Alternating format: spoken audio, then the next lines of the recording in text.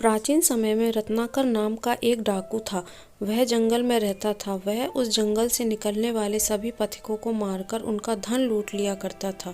सब लोग रत्नाकर से भयभीत रहते थे। एक बार उस वन से कुछ साधु गुजर रहे थे। रत्नाकर ने उनको पकड़ लिया।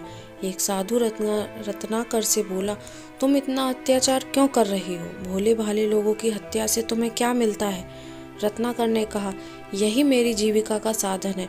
मुझे जो कुछ भी प्राप्त होता है उससे मैं अपने परिवार का भरण पोषण करता हूँ। दूसरे साधु ने पूछा, यदि हम तुम्हारे प्राण लेना चाहे तो क्या तुम्हारे परिवार का कोई सदस्य तुम्हारे स्थान पर अपने प्राणों का बलिदान देगा?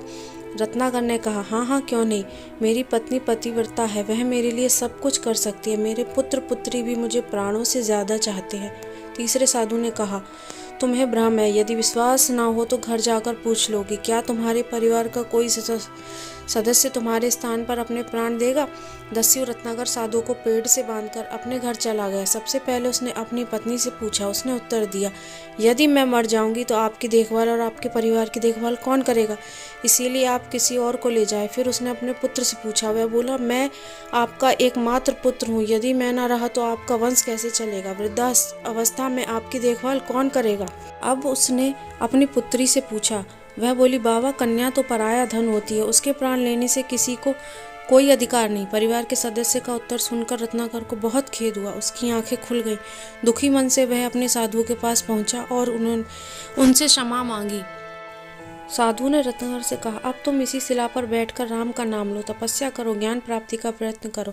रत्नाकर ने सब कुछ त्याग दिया। कुछ ज्ञान न होने के कारण वह तपस्या में बैठकर मरा मरा जाप करने लगा। समाधि लगाए अनेक वर्ष बीत गए, यहाँ तक कि चींटियों ने उसके चारों ओर बाँह भी बना ली। उसकी कठोर तपस्या को देखकर देवऋषि नारद वहाँ आए और उन्होंने रत्नाकर को महाज्ञान प्रदान किया।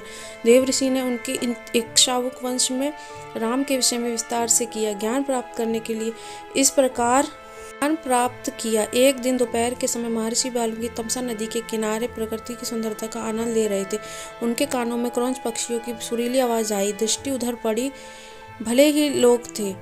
सरता हुआ एक तीर नर क्रौंच में आ लगा। वह वहीं गिरकर ढेर हो गया। पति की यह दशा देखकर क्रौंची विलाप करने लगी। यह देखकर ऋषि का हृदय करुणा से भर गया और निषाद को देखकर करुणा श्लोक के रूप में फूट पड़ी।